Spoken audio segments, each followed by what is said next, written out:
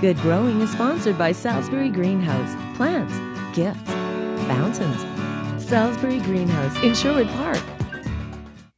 Not all beautiful indoor plants have flowers. These are some of the best examples. Just when you think you've seen it all, look at that leaf on there. Isn't that something? So we're going to talk about, now these are tropical plants, house plants, so they don't go outside. You can't put them out in the summer as long as it doesn't get too cool.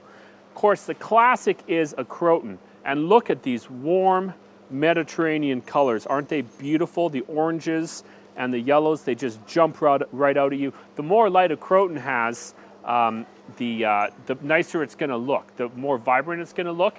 And there's all these different varieties of croton. This is called a Petra. It's a standard variety, but there's lots more.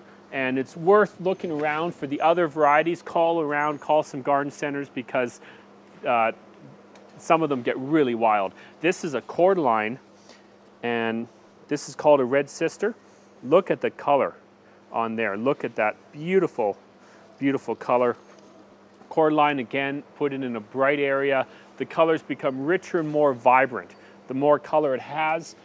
And this is a Dieffenbachia. Now, a lot of you will know the old Dieffenbachia, kind of the old style ones. Well, this is some of the newer ones out, and it has these rich cream-colored leaves. There's a lot of other ones. There's speckled leaves, things like that. Dieffenbachia are very poisonous. That's the only qualifier there. So not great for houses with really small children.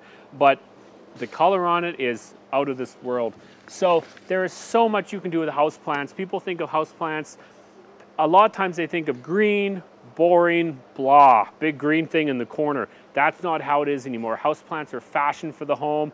They're gorgeous, they accessorize, and they just have colors that just pop. This is Brad Walker for Shaw TV.